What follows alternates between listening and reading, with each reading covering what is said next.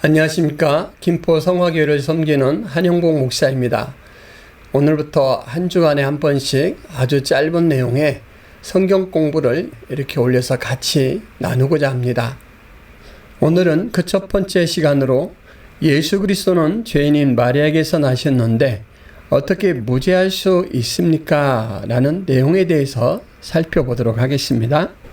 참고할 말씀은 사도신경과 누가복음과 하이델베르크 신앙고백서 35문과 답입니다. 사도신경에는 이러한 말씀이 기록되어 있습니다.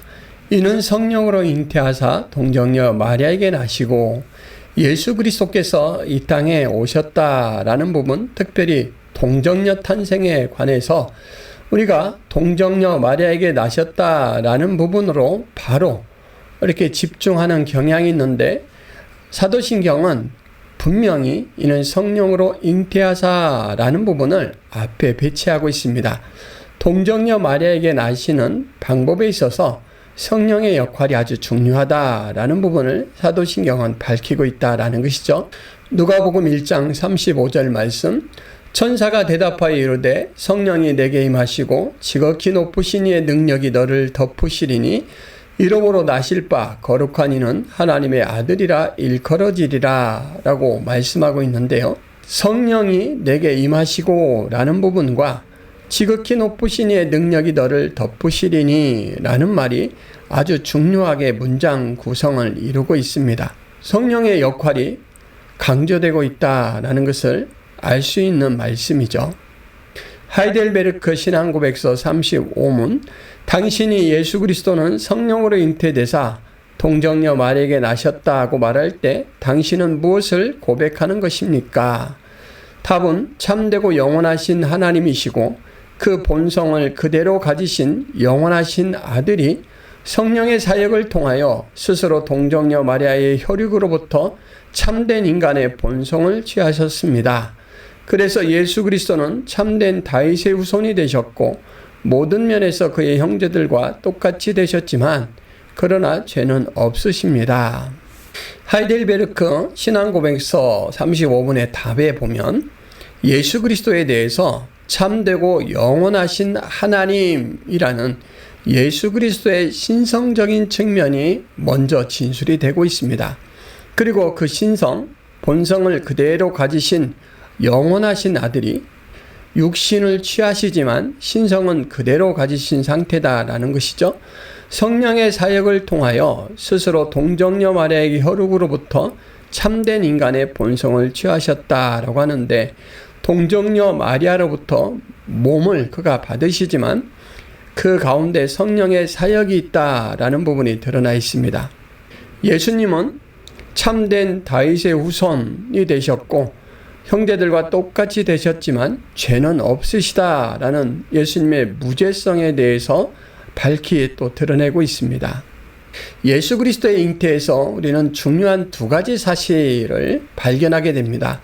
첫째는 그가 동정녀 마리아의 몸에 잉태되었다라는 것입니다. 아담이 지은 원죄가 일반적인 자연 출생법을 통하여서는 우리에게도 똑같이 전가되는데, 동정녀 마리아에게 태어나게 하심으로써 예수 그리스도에게는 원죄를 차단했다라는 부분이 바로 동정녀 탄생의 핵심 내용입니다. 그리고 두 번째로는 성령으로 잉태되었다라는 부분인데, 성령의 역할은 무엇인가라는 부분을 또 알아보도록 하겠습니다. 예수 그리스도는 영원부터 영원까지 존재하시는 말씀으로서 제2위의 하나님, 신성을 가지신 존재이십니다. 하나님이 정하신 때에 인간 역사에 육신의 몸을 가지고 오시기 위해서 신성이 인성을 입으시는 과정을 거치셨는데, 그 인성은 마리아에게서 취하셨고 그 신성이 인성을 입게 될 때 성령님께서는 동력인, 그리고 마리아는 진료인의 역할을 맡게 됩니다. 여기서 아주 중요한 사실은 그리스도는 육신을 입으신 것이지 육신화된 것은 아니다라는 것입니다. 신성의 특성이 그대로 유지되면서 육신을 취하신 것이지 신성이 육신으로 화해진 것은 아니다라는 것이죠. 그러므로 마리아의 육신이 가졌던 죄가 예수 그리스도를 지배할 수 없다라는 것을 알 수가 있고요. 그리스도께서 잉태되실 때 성령님께서 구체적으로 어떻게 역할을 해주셨는가라는 부분을 사람의 속성을 함께 살펴보면서 알아보도록 하겠습니다. 여러분, 아담이 처음 창조되었을 때는 그에게 죄가 없었죠. 그의 본성 가운데 후에 죄가 더해지게 됩니다. 그래서 본성에 죄가 더해진 상태가 죄의 책을 지게 되었고 죄에 오염된 상태가 되었습니다. 근데 성령 하나님께서는 신적 능력을 가지신 분으로 바로 후에 본성에 더해진 죄를 본성으로부터 분리하실 수 있는 능력이 있으시죠. 성령님은 마리아의 본성과 마리아가 가진 죄를 분리시키셔서 그리스도의 육신 형성에 마리아의 죄가 연루되지 않도록 죄를 차단하십니다. 그렇게 해서 예수님께서는 무죄 탄생을 하시게 되는데요. 예수님께서 무죄 탄생하셨다라는 성경의 여러 증거들이 있습니다. 누가복음 1장 35절 말씀, 천사가 대답하여 이르되 성령이 내게 임하시고 지극히 높으신 이의 능력이 너를 덮으시리니 이름으로 나실 바 거룩한 이는 하나님의 아들이라 일컬어지리라. 성령님께서 임하심으로 지극히 높으신 이의 능력이 덮으심으로 탄생하게 될 아기는 거룩한 존재라는 칭호를 받고 하나님의 아들이라 일컫게 된다라고 말씀합니다. 거룩과 하나님의 아들은 죄와 연루될 수 없죠. 누가복음 1장 35절 말씀에도 예수님의 무죄 탄생의 원리가 계시되고 있다라는 것을 알 수가 있습니다. 요한복음 1장 23절, 보라 처녀가 잉태하여 아들을 낳을 것이요 그의 이름은 임마누엘이라 하리라 하셨으니 이를 번역한즉 하나님이 우리와 함께 계시다 함이라. 예수 그리스도께서 가지신 이름은 세 가지이죠.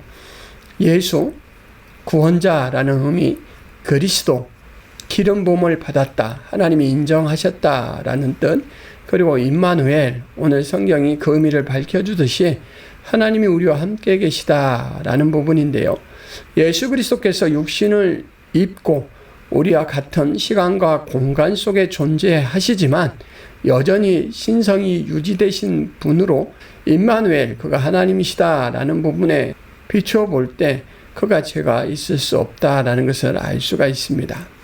예수 그리스도께서 죄를 가지지 않으셨다라는 부분을 가장 강력하게 확정해 주는 말씀이 바로 히브리서 9장 13절에서 15절 말씀입니다. 염소와 황소의 피와 및 암송아지의 죄를 부정한 자에게 뿌려 그 육체를 정결하게 하여 거룩하게 하거든 하물며 영원하신 성령으로 말미암아 흠없는 자기를 하나님께 드린 그리스도의 피가 어찌 너희 양심을 죽은 행실에서 깨끗하게 하고 살아계신 하나님을 섬기게 하지 못하겠느냐. 이로 말미암아 그는 새 언약의 중보자시니 이는 첫 언약 때 범한 죄에서 속량하려고 주구사 부르심을 입은 자로 하여금 영원한 기업의 약속을 얻게 하려 하심이라. 하나님께서 예수 그리스도의 생명을 제물로 받으셨다라는 이 사실이 바로 예수님께서 죄가 없으시다라는 가장 강력한 증거가 됩니다. 예수 그리스도께서 사람의 방법이나 사람의 뜻으로 나지 않으셨고 오직 하나님의 뜻으로 성령의 능력으로 나셨다라는 부분은 우리 중생에 대한 유비가 됩니다. 유비라는 것은 맞대어 비교하는 방법인데 예수 그리스도께서 하나님의 뜻과 성령의 능력으로 이 땅 가운데 나신 것처럼 우리가 거듭나는 중생은 바로 하나님의 뜻과 성령의 은혜와 능력으로 된다라는 것이죠. 예수 그리스도의 나심과 우리의 중생은 하나님의 뜻과 성령으로부터라는 점에서 동일성을 이루고 있습니다. 오늘은 예수 그리스도의 무죄 탄생에서 성령이 어떻게 역할을 하시는가라는 부분을 살펴보았습니다. 신앙에 궁금한 내용들을 잘 해결하심으로 더 풍성한 은혜를 누릴 수 있기를 바랍니다. 감사합니다.